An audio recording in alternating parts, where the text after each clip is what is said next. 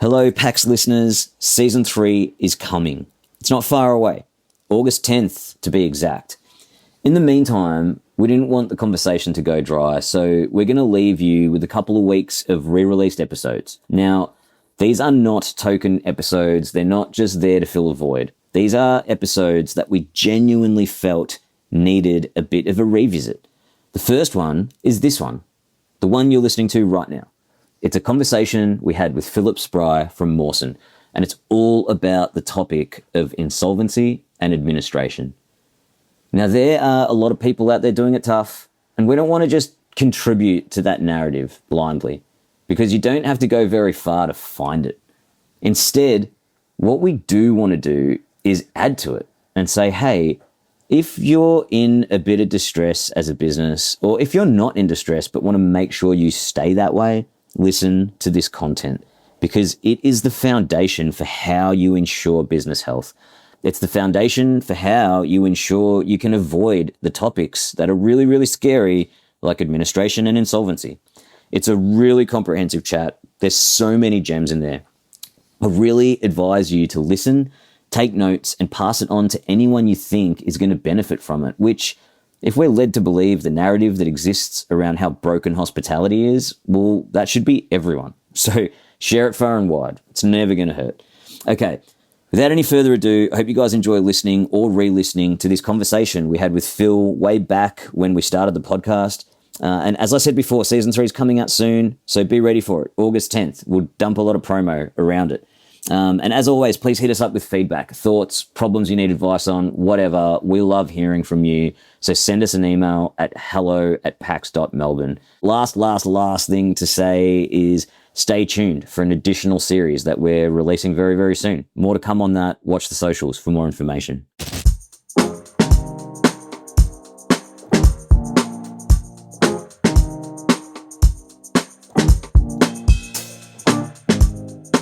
Welcome to the PAX Hospitality Podcast. This episode we're doing today is a little bit different.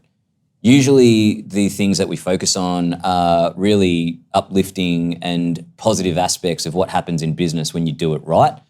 And why we do that is because we want to inspire business owners in Melbourne and beyond that are generally trying to figure out hospitality. We want people to be able to run their businesses better so they can enjoy their lives more. And this one's just taking a slightly different route, right? Rather than focus on the best practices and all the things that happen when things are going well, we actually want to spend some time today talking about what happens when things start to fall apart. Now, there's a really specific reason why we've chosen to do an episode like this now. Okay, hospitality in Melbourne right now is brutal. There's a growing consensus shared by some of the most experienced voices in the industry, quite frankly, that we're on the edge of a serious contraction, right? Some are predicting up to 17% of venues could close in the near future. And if that comes to pass or even gets close, to be honest, then the truth is it won't really be about who has the best brand, who has the most followers, the coolest concept, who's got the best reputation. None of that's going to matter. It's just the bottom 20% of the market are going to be the ones with really weak cash flow, no access to capital, and no real structured plan to climb out. So the thing that is so important to understand, which we don't spend enough time as an industry talking about this stuff, but at the end of the day, insolvency does not care about your reputation, right? It doesn't discriminate. It just arrives. And if you're not prepared, it takes everything. So that's why we're running this episode, because right now, more operators are closer to insolvency than they've ever been before. And most don't really understand what that even means, let alone how to navigate it. So this episode, I want to be really clear. It's not about fear. It's about clarity. If you want to avoid being in that bottom 20%, it's going to come down to strategy, right? The venues that are doing the hard work right now, auditing their gaps, doubling down on what works, planning ahead, these are the ones that are going to lead the next cycle. Right? So whether you're thriving, surviving, or sliding, this is a conversation that you need to hear. So let's get into it, right? Like how we want to uncover this is not just by talking anecdotally about, our experiences or our exposure to businesses or stories or anything, right? We wanted to bring someone in who really understands what happens when businesses fall into distress. So I'm really, really stoked to have Phillip Spry here with me today. Phillip, thanks for being here, man. I'm just going to quickly, before I get you to say hi, I'm going to talk a little bit about you. Jump in and correct me if I get anything wrong. But Phillip Spry is a director at Mawson, and his job is to walk businesses through administration, restructuring, and sometimes liquidation. And dude, you've seen every shade of crisis, and more importantly, you know what can be done and when you need to act early. So as just a bit of an overview, did I get most of that right?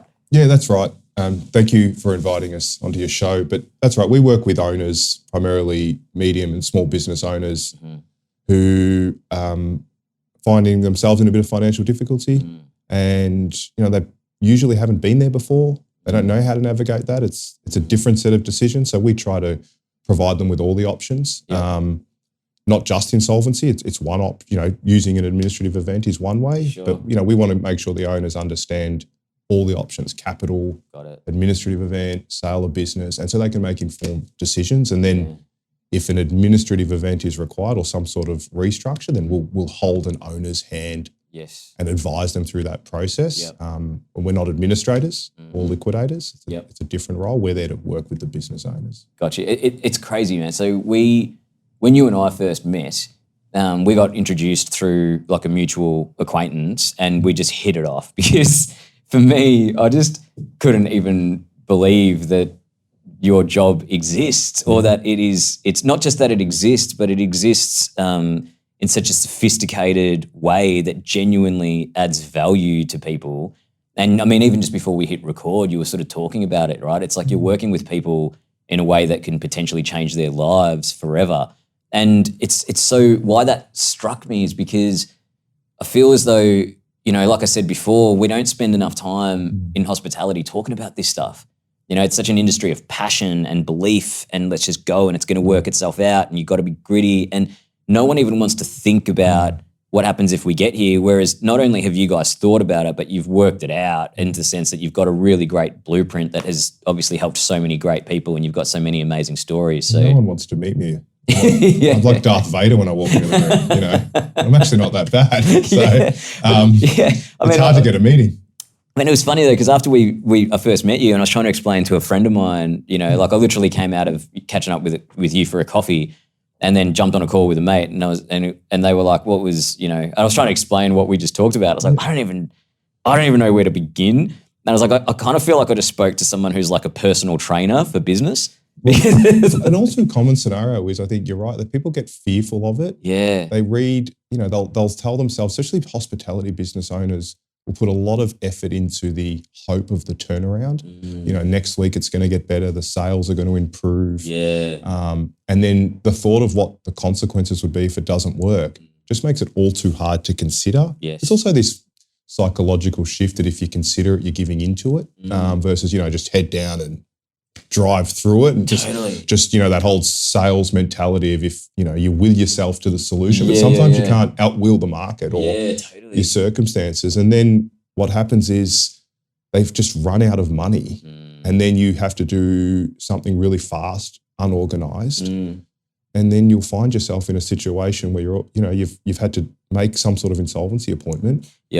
You're unorganized, you're unadvised, and more often than not in that, you'll lose your business. So, I mean, this is why I thought this episode is so pertinent and why I was so excited to do it, right? Because, usually when people start using words like what you just used, everyone's eyes just glaze over. And what blew my mind when we first started talking was that you think about it from that perspective, right? Where it's almost like, I don't ever want to be in that position. And so rather than come and see someone like you when I'm in the shit, I should actually do it way before then, because I'd rather you look at my business before I even get there and tell me what I should be looking out for. 100%. So I'm going to give you a really random analogy that I bet you no one's ever given you before. A bit of a deep pull. So you think about like medicine, right? Western medicine, what happens? You go to the doctor when you get sick and they fix you, all right? But like, Chinese medicine and natural, medicine. Exactly. Is that a bit? Can I roll with that? Yeah, go for it. I actually like the medical analogies. They're really easy.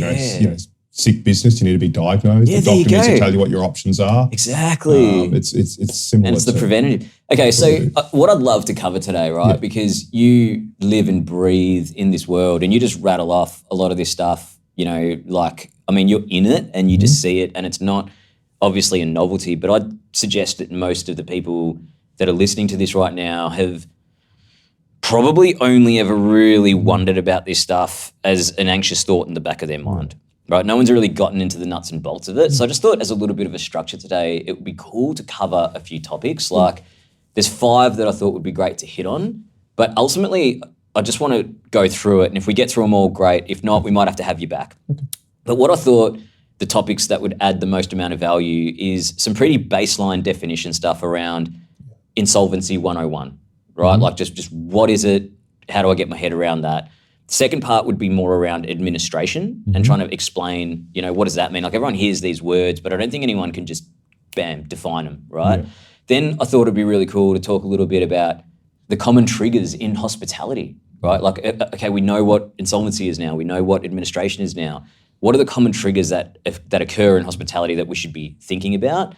Then where I think it'll really stick is what do you do if you're sliding? Okay, what are some, so come back to that preventative thing, right? Like what can we do now?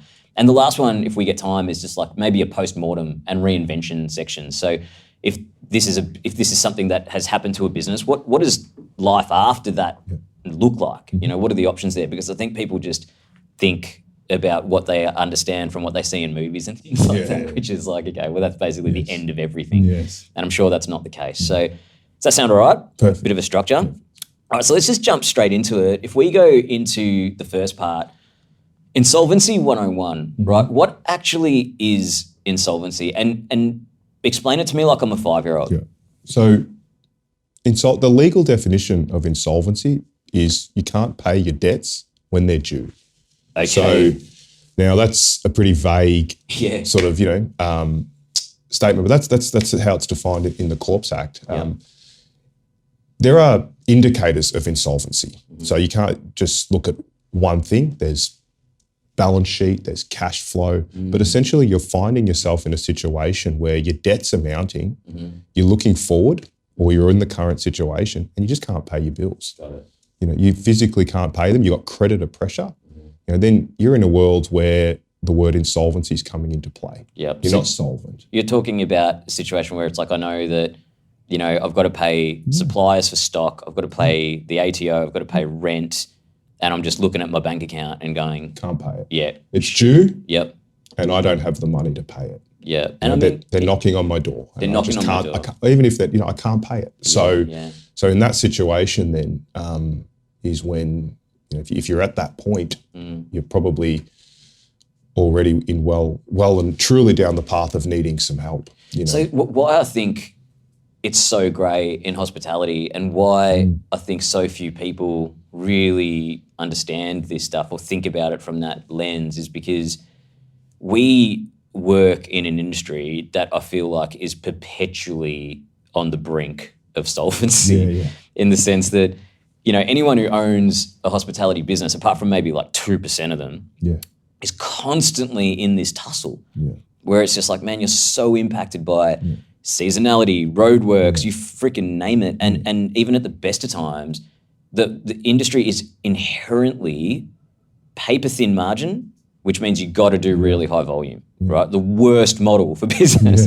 And then on top of that, your stock's perishable, staff are really hard to come by. There isn't really much regulation. Trends are hard to predict. It's oversaturated. So it's just, if you think about like, the bell curve, it's like right on the end of that tail in the wrong direction. Every hospitality business owner I've ever met is, obviously I've met them, they're spinning plates like crazy. They're juggling their creditors.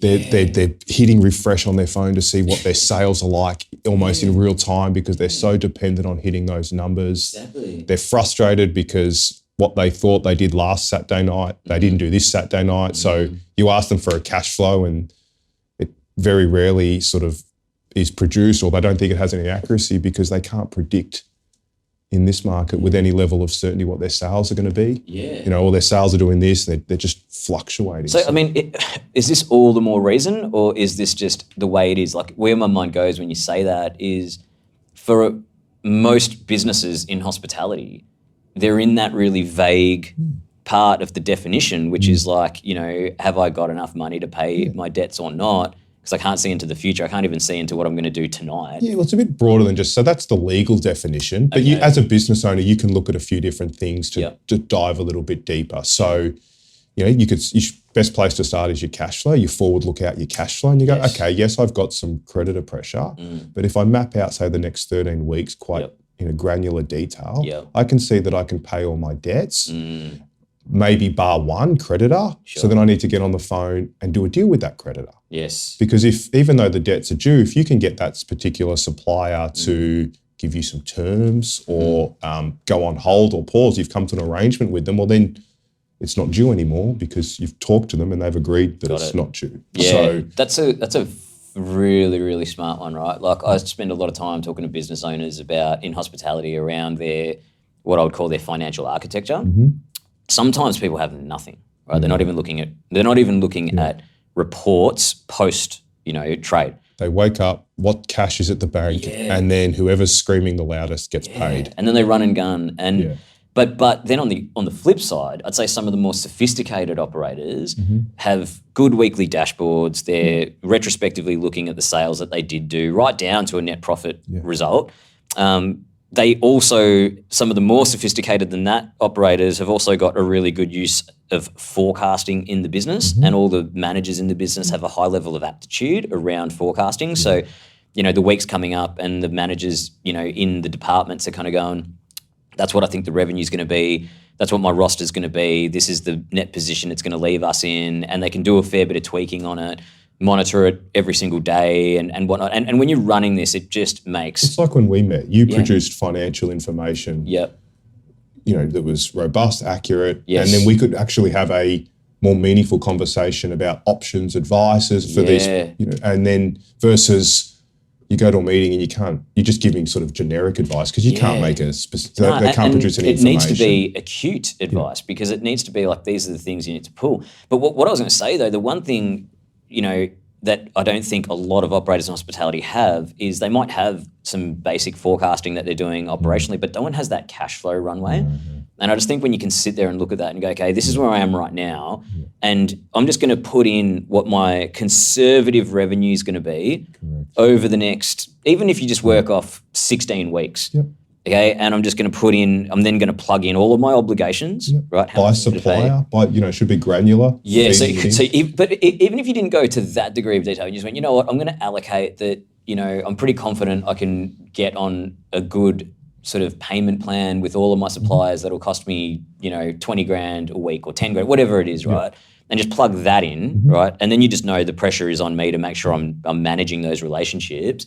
But then you've got, you know, your rent, your ATO stuff, your BAS, all that stuff that's coming up. Then that net result at the bottom, it's just going to show you exactly where you go red. I couldn't imagine running a business without one, but so many people do. And as you said at the start of this, you know, that hospitality owners, especially maybe at the smaller end of the scale, they're passionate, they love the customer service, the product, all the things that make hospitality, that invites them in. But who wants to sit around doing all the detailed cash flow reporting, making sure your bookkeeping's up to date? You know, if you're not transacting daily, if someone's not entering in the invoices and the data, you know, relatively quickly, it's pretty hard to produce that. But I'll tell you something crazy though. They're paying. I haven't met anyone yet who isn't paying a bookkeeper at the very least. And it's just about instructing them that this is what you want. They can produce it. It might not be just like send them an email and they go bang, they give me the silver bullet. But you've got to work on it together. But it's almost like I'd be saying, if it was me and I was strapped for cash, I'd be like, do you know what? You manage that. I'll take payroll back. I'll do that myself. Correct. And there's so many online tools. It's so easy to produce just receipts and payments. It doesn't. You're not trying to split the atom. Nah, exactly. You know, it just needs to be commercially accurate. So you can, and as you said, turn the assumptions down. Yes. Don't produce a cash flow that has you doing sales you did 4 years ago. Exactly. You know, when it was perfect market conditions. Mate, I'm going to out myself as a proper geek here, but when I first started to learn about, how important a cash flow forecast is or a cash flow runway is, I implemented one at home. Yeah, right. For the too good. Yeah, me and my wife use one, You do it at home. Yeah, we update it every day. Yeah, just chuck in the expenses that did happen and, probably don't spend as much time on it in a future sense as what I'd like, but anyway, it's pretty funny. Well, as a business owner, it gives you your runway. So if you're looking at the bottom and you're seeing a lot of red and you're getting retina burn, or you can see the negative cash coming. If you said what's the number one sort of indicator of success for what we do, whether that means you're having to raise capital, do a distressed sale, put a business into administration and then raise capital, time. Yep. If you come to our office and say you've got to do all that in 2 weeks, yeah, dude, your probability of success is shrinking. It's almost impossible. But if you say, look, we got 16 weeks time, we're running out of money, right? Or I'm heading into winter, or there's a seasonal trend, especially in hospitality. 16 weeks means you can plan. We can talk to stakeholders. You can meet with lenders, creditors, people who want to purchase assets. So there's different. Well, the best thing is that runway, it's going to show you which of those inputs needs to change. Correct. Yeah. I love that. So the first thing we do when we get engaged, you don't worry about looking at the business model or the how. The first question we'll ask is how much time do we have? Yes, got it. So I want to just ask you something a little bit more philosophical here, because in my mind, right, it doesn't matter whether your business is doing well or not. You need this. Even if your business is doing well, you might just think, hey, in October, I might want to donate to my kids' football club. But if I don't know what my freaking cash flow is doing, I can't really make that decision. And then for the people that are in not so good a position, I just think about how much anxiety takes its toll, and you kind of know something's not right and you know that there's risk coming up. Man, until you deal with that, you are just holding on to it, and you're hoping, and that's going to impact your relationships, your everything, your culture. And it's like, man, just get that process done. Yeah. And then you might be worse than what you thought, but at least now you can deal with it. Yeah, exactly. Yeah, now you're on the front foot. Yeah. Okay, so this has been amazing already, right? Like, I think if there's one thing people need to take out of this is get a cash flow runway happening. Yeah, understand where you're at. Yeah. So I guess can I just ask you a little bit more around insolvency? Like, what are some dangerous kind of green flags you see on the surface that are actually red flags underneath? Yeah,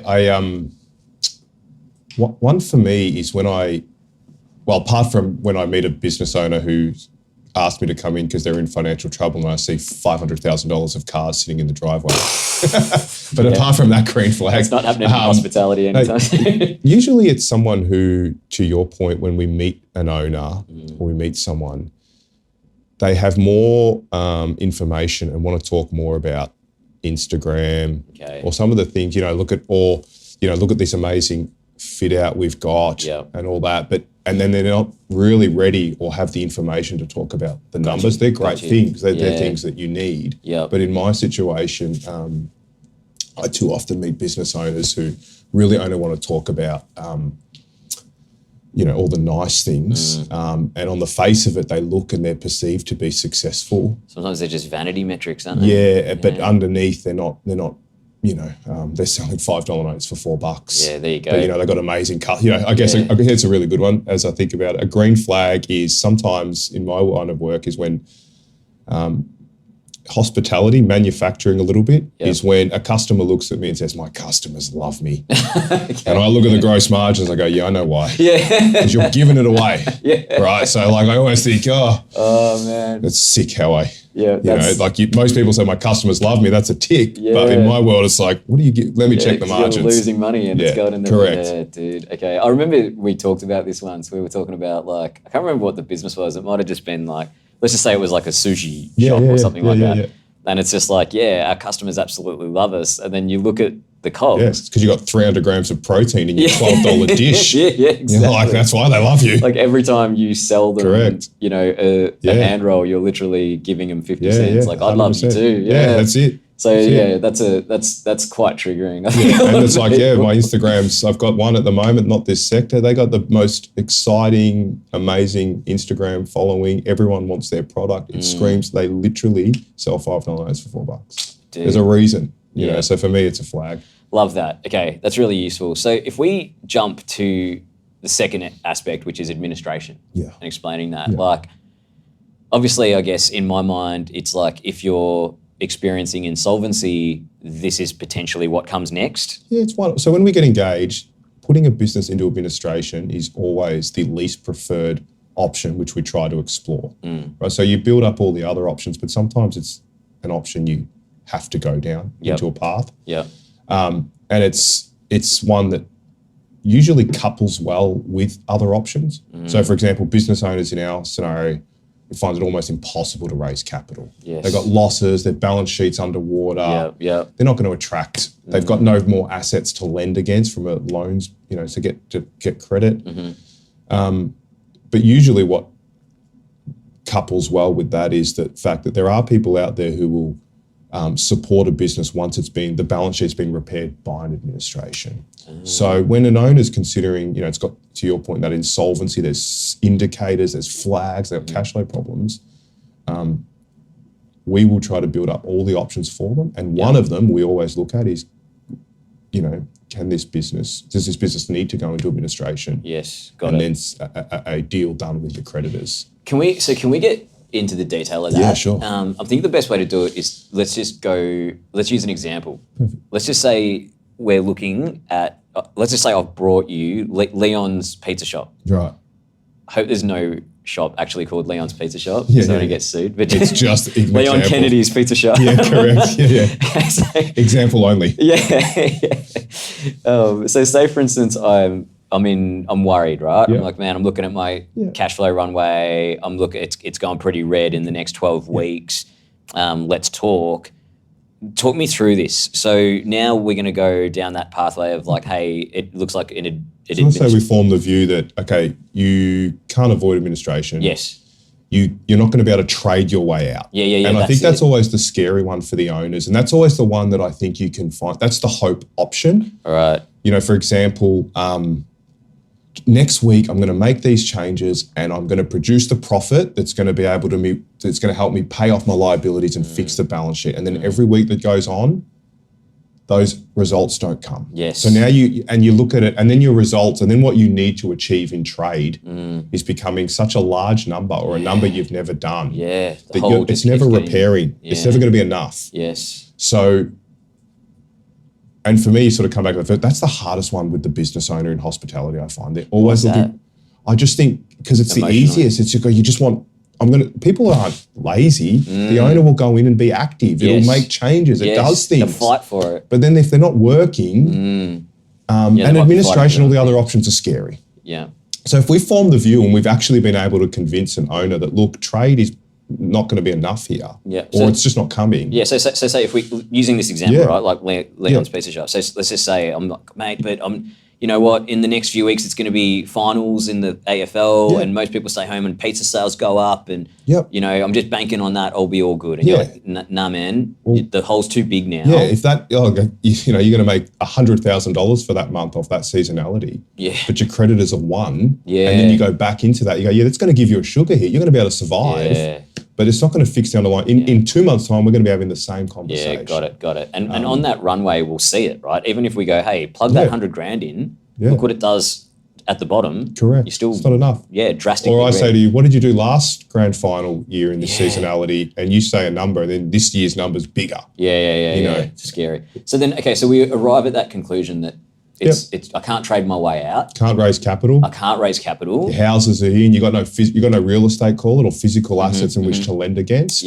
But you turn around and you say, then the next thing to work out is Leon Kennedy's Pizza Shop worth saving? Because nobody wants to go into administration to go through a very hard process of, you know, and it is hard, to come out the other end without a business that's going to work again. Then I'm just back in it. Because then you might as well go administration or liquidation, close it, go do something else. So even if I said to you, hey, I'm in the shit here, it doesn't look like I can trade out of it, but I've got a really good mate who works in tech and he's got, you know, a couple $100,000 he's willing to lend me. Mm-hmm. So I do kind of have access to some capital. Mm-hmm. Responsibly, you need to actually assess if you dump that 200 in and it doesn't actually change anything significantly 20 weeks down the cash flow, don't take that money. Yeah, well, that's right. If you don't want to raise, especially if that's credit that your friend's providing. Exactly. You know, you're taking more debt. When you probably can't repay the debt you've got. Yeah.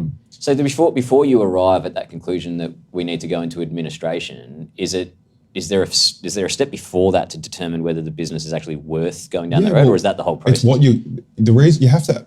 In everything we do, we have to work out whether there's a business worth saving. Got it. Because then you're going into administration with a very different strategy. Totally. So if you say, Phil, I've been selling pizzas for 10 years, the market's changed, I can't make this work anymore, I don't have any new ideas. Yep.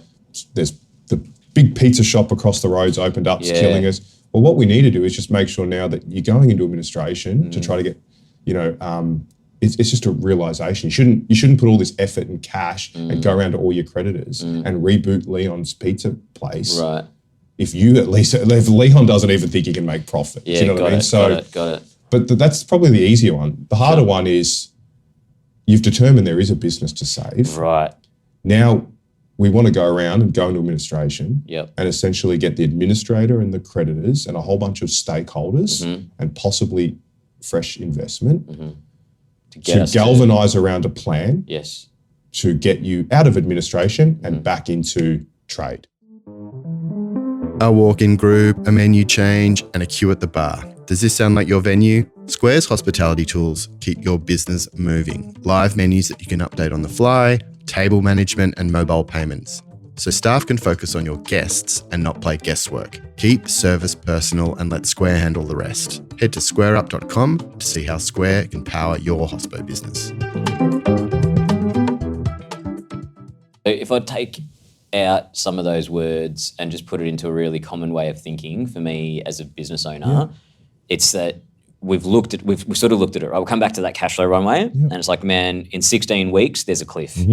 Okay, but you can't make payroll. Yeah, can't make payroll in 16 weeks. Okay, but check it out. Okay, like here's what I am doing. Here's my historical data. Here's what, and you know what? Once we get to maybe at 16 weeks, I hit the cliff, but at 20 weeks, I actually get back into some really good profitability because of this particular incentive or whatever happens. Right?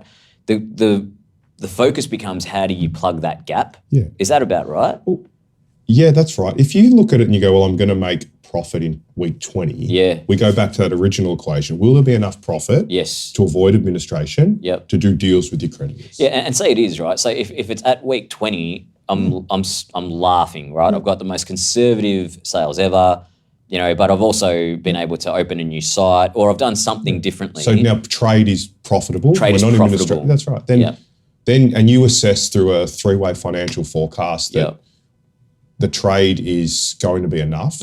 What you should turn around and do is go and engage with your creditors. Yeah, okay, got you. You say, listen, and you talk to as many of them and as all the people you need to support you and say, this is what's happened. You know, you don't go in the dark. You treat people, you know, with respect. You go and you tell them a story. And in my experience, most people, if you've been a good business owner and you've treated your creditors well, your suppliers and your staff and your landlords, you go and tell them you've got a problem. And this is how you're going to deal with it. And this is what the forecast shows. 9 times out of 10, your creditors will galvanize around you and support you. They'll support. It's a relationship. And then you can avoid administration. And that should true. be preferred. But sometimes that equation's just too big. Got you. Okay. You know, you can't trade your way out. Okay, got you. And in that regard, if you're in that scenario, then it's all about trying to raise capital. Correct. Or worse in that scenario, just back to the trade, what we see too often is the trade forecasts are predicated on assumptions they've never done. So if you'll come back to your example, if your week 20 when things are getting better are based on realistic, conservative stuff, that's great. But if you're now saying, well, I'm going to sell more than I've ever sold, and I'm going to sell it at prices that are better and my costs are coming down. It's too optimistic. Yeah, and all you're going to do then as a director, and you know, this is probably sort of one of the things people need to be aware of. You don't want to trade insolvently. So, you know, you want to make sure that if you're going to go down that path, you don't want to increase your debts at that point. You want to make sure that you hive off this period where you talk to your creditors, your debts don't increase. You don't want to go around and ask people for lots of credit, extending their terms, all based on a sort of an amazing blue sky you've never achieved. Yeah, man, that makes so much sense. And again, it just comes back to knowing the information, right? And being able to make the informed decision. Be real about it. Yeah, and be real about it. So a couple quick things on administration and then we can jump to the next section. One is more visually, right? Like what actually happens on day one when an administrator walks in? Is it like the movies where people walk in with trench coats and go through all the boxes? No, it's not like what was that episode with Ari, what was that? Anyway, he comes in with the paintball gun and starts firing everyone. It's not like that. It'll come to no, it's not. It's usually, it depends if you're going in planned or unorganized. Okay. So, but most commonly, if an appointment that's unorganized, an administrator will come in. The administrator will talk to staff first off the bat. Gotcha. It'll make an assessment on if there's any cash available. But can I just ask? I mean, this is just naively asking. Is there legit someone in a suit walking into my pizza shop at this point? Yeah, but they're going to take possession of your shop. Oh, wow. Well, if your shop's got assets and they need to be protected or locked up, someone's going to come in. Someone's going to have to talk to your staff. Yeah. So in this modern day remote. Do I literally give them the keys? You, as a director, your powers will be suspended. Okay. You're there to help. You should be helping the administrator because you're a critical component. You need to, they just come in fresh. Yeah, of course. And administrators are really conservative and risk adverse. So, and rightly so, because their job is there for the creditors. Yep. And any costs that they incur during the administration, they're personally liable for. Oh, wow. So if an administrator comes in, there's no plan, you're unorganized, well, what they're going to do is they're not going to spend money. They're going to assess what's going on. They're going to talk to staff and they're going to lock down the assets. Okay. Right. And that takes time. They're not going to be straight away. So in that scenario, the business value is evaporating really quickly. Righto. Got it. Yeah, you're going to see people in suits come in. They're actually very friendly and nice and professional. They're not what people think. Yeah, sure.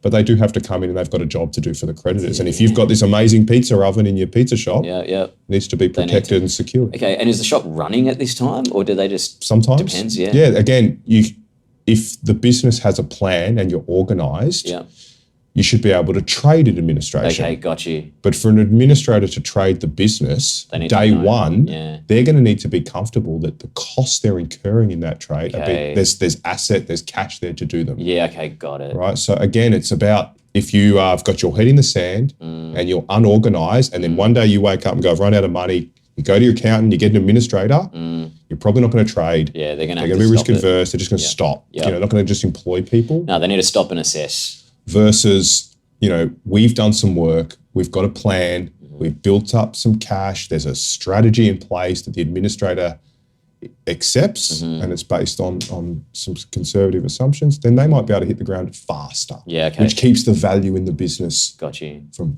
Yeah, and I think where it must be so intense is for some founders and business owners, you call them directors, it's like for some of this particular stakeholder, it is such a emotional roller coaster. Yeah. For some of them, they're probably like, if they're doing the cash flow runway and they're fully clear and they're fully informed, eyes wide open, they're probably going to be like, great, okay, we have to do this in order to keep moving forward to save the business. I'm here, let's get it happen. So for some people, they probably just want to be like, I don't want to have anything to do with it. I just want to run for the hills. Yeah. And in those situations, it must be a completely different experience. Well, it is completely daunting. It's uncertain. You go into administration and there is no guarantee that the plan you want to achieve in administration gets achieved. Someone else can buy your business. Right. Big pizza shop across the road can come along and buy it. Yep. And at that point, and you're going to have to work really hard to pull your plan together. But invariably when the director's engaged and involved during the administration process, that's usually will achieve a better outcome for creditors. Yep, got you. Than just, running for the hills. That's probably never the right strategy. No, of course, yeah. But if you're a business owner that says, I don't have the energy to go back into business, I'll help the administrator get the best outcome for creditors, but I don't want any part in this anymore. That's different than just Because your disappearing. next steps are so different. Yeah, you're there to support, to help, but you don't have to always go into administration to. Some people just don't have the energy anymore. Yeah, that's what I was. We see it a lot in builders, even hospitality. We're seeing a lot where they just go, it's been too tough for 4 or 5 years. Yeah. I'm 60 years of age. Yeah. I'm doing 60, 70 hours a week. I'm barely pulling a wage. Yeah, it's crazy. Just had enough. I mean, I remember one particular instance of someone who, they were in this position for a long time. Yeah. Pushing, and then one day they just got to the end of service. Yeah. Closed the door, walked away, never came back. Even their landlord only found out. Where are they? By the Instagram post, it's crazy. I've seen business owners work tirelessly for years, or basically unpaid. A few personal expenses run through the business, but they're not earning anything. Nah, it's just the reward. But the mindset, and I get this as an owner myself. Usually an answer when I say, why wouldn't you just go get a job? We could just close this. Yeah. It's not working. Go get a job. You'll make more money. I think when you've been self-employed for so long, the thought of having a master again is always something our clients go, I just can't fathom that. They'd rather take all the risk and the stress and not make money for years than the thought of actually having a boss. No, I think it's different, man. I think it's different. I feel you. I totally feel where you're coming from, but because I've thought the same thing. Yeah. But where I've shifted my mind to now, and my thoughts are way looser than yours, right? Like what you just said then is super tangible. Mine's like way too existential. But I actually think, right, what the fuck is it that is driving people to wake up every day and jump into the fire? Okay, there needs to be something on an intrinsic philosophical level that is so motivating. They might not be able to articulate it, but it's there, right? It's pushing them to make these sacrifices every day. And I think there's a sense of meaning and that passion piece. It's like, this needs to exist in the world. All those guys I talked about started there. They start. I think every business starts there. Yeah. And then the thing is, like, if you've got that, let's just call it the super important jet fuel. Yeah. That's awesome, but then you still need to make sure the vehicle is in full working order. Yeah, and make no mistake, we need these people. 100%. I know this perception. Australia has a culture where, probably more so than the States, where we probably jump on our entrepreneurs and our corporate failures pretty harshly. Yeah. People lose money, so I understand. But these people, that vision, that passion to start a business, to put your house on the line, to leverage your house into a fit out for a restaurant, without certainty, and then employ people. Without those people, this whole thing stops. It doesn't happen. Because I don't think you'll ever see a business model that you can take to a lawyer or an accountant and they'll go, yes, you should 100% do this. They're going to go. We're all enablers around these people. Yeah, we provide services to the people who took the risk. Exactly. Yeah. So interestingly, it's that risk factor though that most sane, logical people using common sense would never do the business in the first place. Yeah, but then there's these other cohorts of people that just do it. Yeah. And I think it's not that they don't necessarily just not want a boss. Maybe that's a part of it for them. But it's actually this drive towards something meaningful that needs to exist in the world. Hey, so let me ask you, there's a stigma with administration that it's just a method of dumping debt. Can you either challenge or endorse that position? Well, I think most administrations that take place, for it to work, creditors are usually compromised. If there's a plan that comes out, creditors are going to have to accept a deal of some description. If there's a deed of company arrangement put forward, it's very rare that a business goes into administration, a new owner or a new buyer of that business or a deal with your creditors is put forward that says, I'll just pay you 100 cents in the dollar. Because invariably that means, if the business had the ability to do that, you wouldn't be in administration. Right. And very rarely is a new owner or an investor who's going to try and buy this business out of administration going to want to offer 100 cents for the other person's creditors, right? So, is it a way to dump debt? No, but creditors will be compromised. But what's important is that creditors in an administration are being advised by the administrator. That's their job. And if a deed of company arrangements put up, I know that's a new term maybe we haven't put forward, but think of it like a deal for your creditors to accept. Okay. They're going to have to vote on that. Right. So then creditors at least get a say in the matter. Right. So what the administration process is really designed to do when you're trying to save a business is say, hey, creditors, in this scenario, if this doesn't work, you're going to get X cents in the dollar. Right. if it does work, this plan will get you 50 cents in the dollar, and you'll have a continued customer, and we want to continue to support you. Yep. But ultimately, and the administrator is going to recommend that you take this option. What would you like to do? Got it. And then the creditors decide. Yep. And they'll come. They'll either the administrator will sell it on behalf of the creditors and make the decision, or the creditors literally will come along and vote on a deal. Right. And I mean, this is what you see, like for people that don't But I haven't seen one where it's 100 cents in the dollar. Right. That doesn't that's off. Yeah.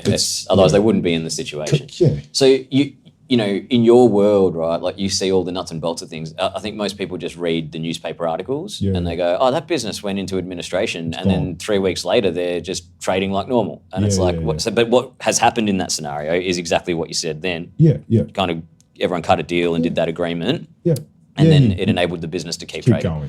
Yeah. Okay. So I want to go into common triggers, right? Especially in hospitality. But I think you've talked a lot to a lot of these things. So maybe we can just snapshot some stuff here. Like what I'm kind of thinking is, you know, what typically tips a business over the edge? What's the role that, you know, landlords, ATO, suppliers play?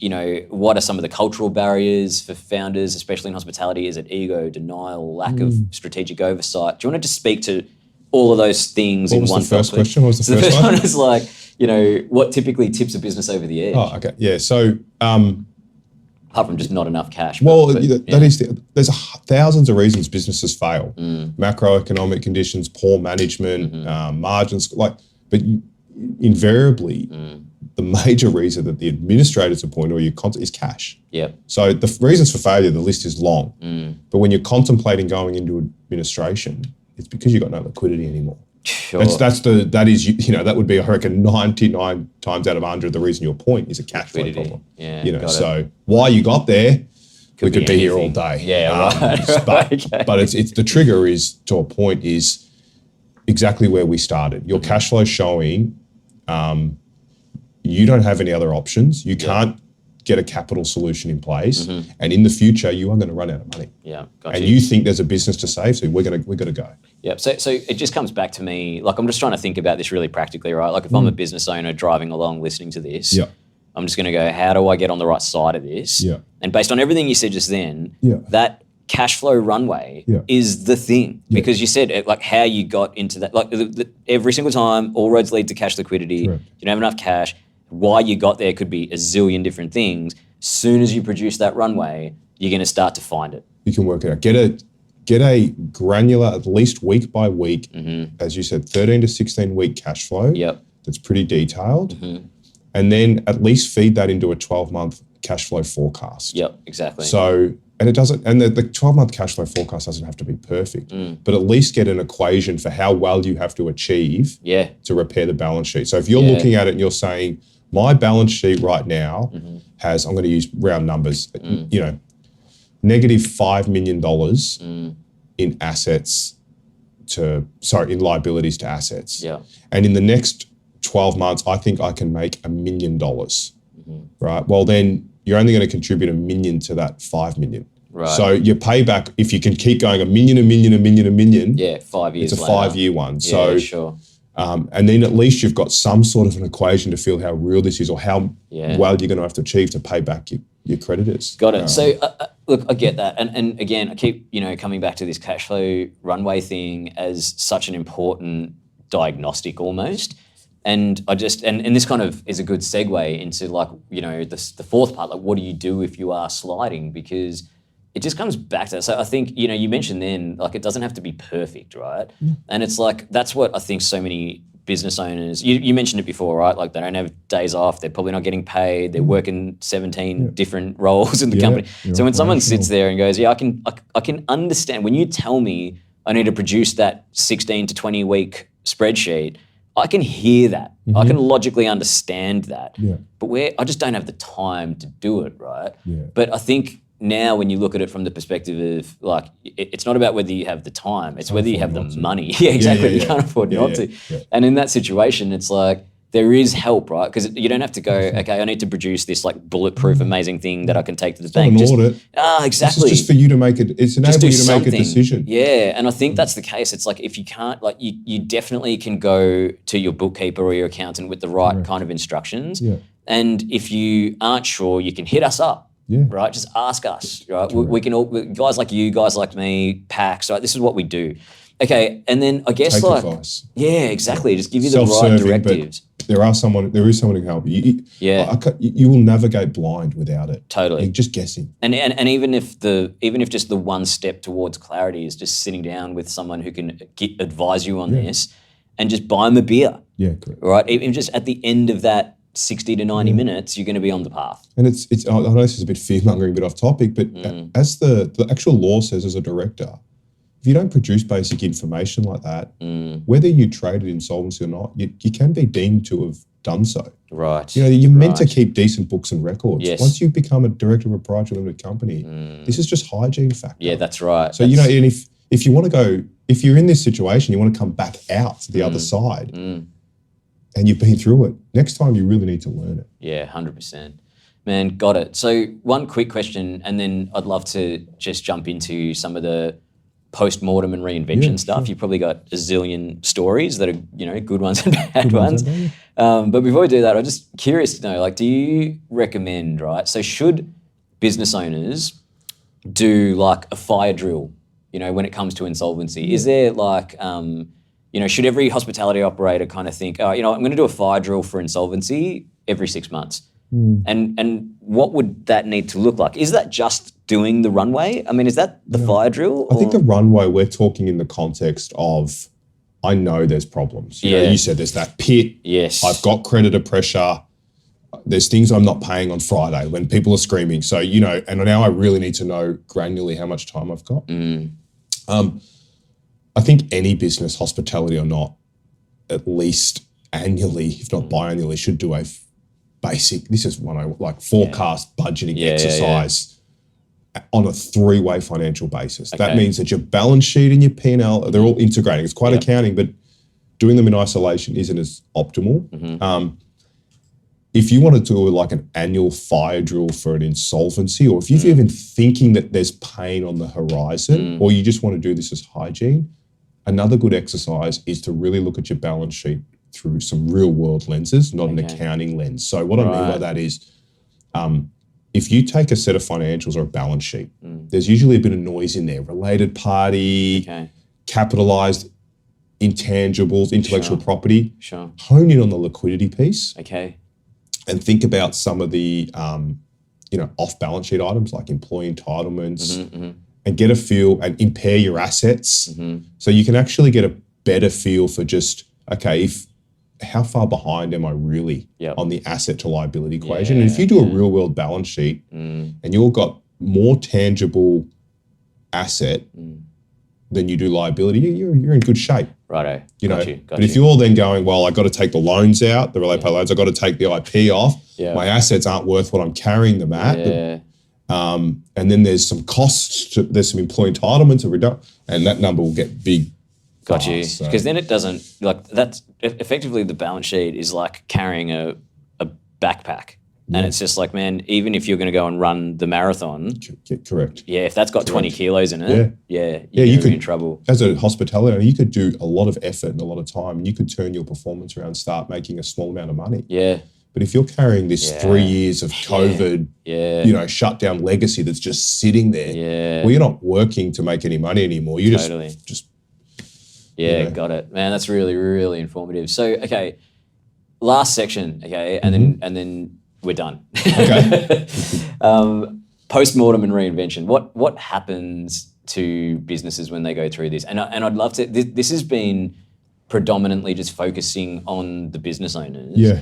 And I'd love to introduce a more important, I believe, stakeholder, which is staff and employees, right? If I'm working in a business and I can just read the tea leaves and I'm like, man, boss seems a bit stressed. You're noticing things aren't getting paid. Yeah, and it's not looking good. What should I do about that? Because obviously I'm just going to go, man, I might have, a stack of weeks of, annual leave. I might have super. If I'm starting to worry about whether I'm going to get it paid or not, what happens in that situation? Like what protection have I got? Because in my mind, I'm just going to think about all the articles I've read where, old mate, declared whatever and now the staff cop it. Yeah. Is it really as risky? I mean, there's some safeguards that exist before it gets to that point, right? And do any of them give me a peace of mind? From the lens of an employee, I think an employee has a couple of things that other creditors don't have. They're considered priority creditors. So in the event of administration, they're at the top of the tree. So if there's asset recoveries on things like cash, inventory, and debtors, they get paid out of those first after administrators. Not just what's available. Okay. So if there's, but they'll sit higher on the what they're called circulating cash debtors stock. Yep. And then in the event that if there's not enough assets through whatever the administration process yields, if the entity goes into liquidation after administration, there's a government scheme to pick up employee entitlements on everything bar superannuation. Except for super. Okay. If I was giving... Why is that? Why don't they cover that too? It's what was set up sort of foundationally. I do remember someone telling me the reason when the legislation was put in place. There was all legislation put into place after ANSET. Right. But invariably, if you want to make sure that under any... So when we get engaged, if there's any restructure plan, what we always try to do with our advice is get super up to date before an appointment. Got you. Because you know that it's at risk. Yes. We want people to get their superannuation. And it sits it's right at the top of the tree in terms of who gets what. It's the first thing.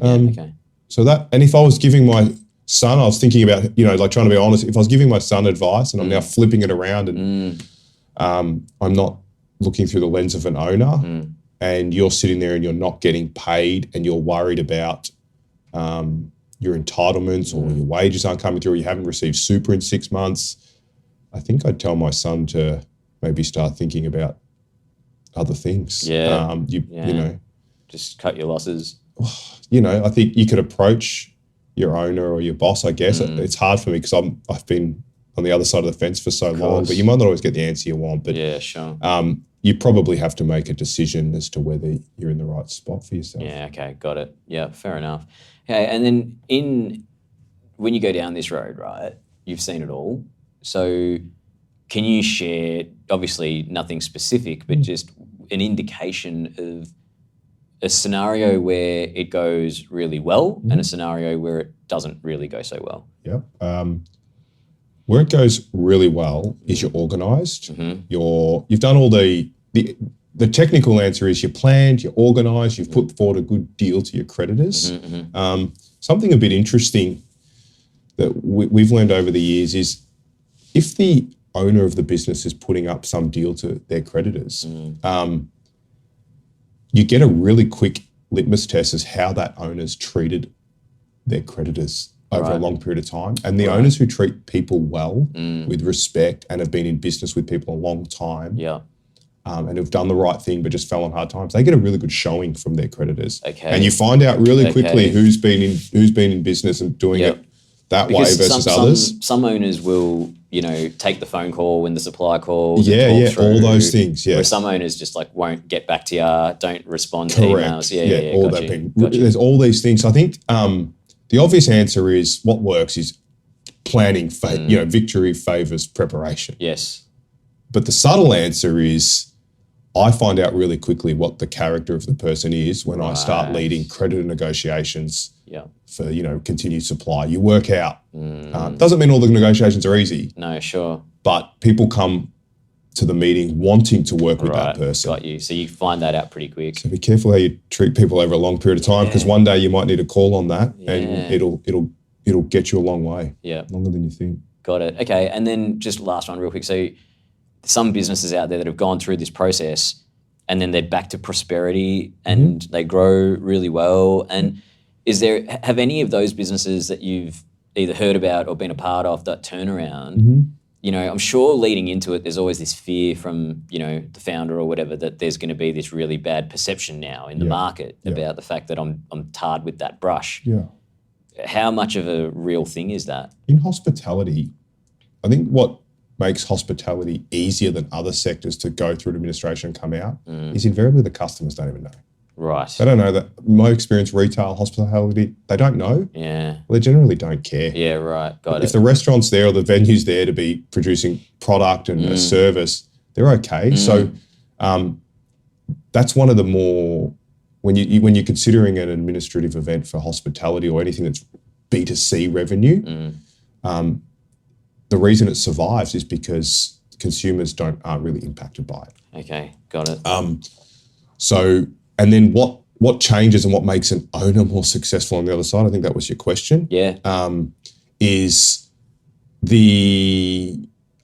I think they just get a harder edge to them, conviction. So Sure. that scenario where they don't face facts, don't produce the cash flow, don't make the cost cutting when they're watching the revenue downsize and they put their head in hope. The people who come out of this to do it again, they're not that person anymore. Got it. Once they don't they've be been there again. Once Yep. Once they've been put through the ringer and someone's taken them to the edge of the cliff, Yep. and they've had to talk to their wives and their families about losing their houses and changing schools, and well, if that's the first time you've been through that, I'm telling you, on the other side, if they get their chance again, they're just different. Yeah, got it. They don't rationalize anymore. They make hard decisions. It all comes back to that discipline, right? And it's almost like Correct. don't have such a near miss to learn that lesson. That's right. You can get it for a bargain. But sometimes some people can only make the change in themselves when they feel that pit in the stomach, that emotion goes with it. But that for me stands out. Yeah, but I mean the beauty of this whole podcast and what guys You're like meant you to and I learn do. learn from osmosis. Exactly. But I'm telling you, the people that come out, they change, and the ones who are successful change with their conviction. Yes, got it. Mate, this has been unreal. Right? I know it's really hard for people to talk about this stuff and listen to this stuff and, even apply this stuff. It's just crazy, but it's so important right now. And like you said, right, these are the things that people need to know about to work, preventatively to ensure that they don't end up on the wrong side of that line. And just think in our industry, for one, we don't talk about it enough. So I think whether or not it's gentle or easy or difficult listening, it's really important listening for a lot of people in our industry right now. So, mate, I can't thank you enough for coming in and sharing your wisdom. Thanks. Thanks, mate. And thank you. Yeah, I think Thanks for having me. Yeah, anytime, it was great. Man. I really appreciate it. It was great. Appreciate it. Thanks, mate. Thanks for listening. Show notes, takeaways, and tools are available via our website, pax.melbourne. The Pax Hospitality Podcast is produced by Pax and Crate Creative. Support for this podcast comes from Square and Brunswick Design and Innovation. Our music is produced by Patricia Heath and Matthias Vestergren.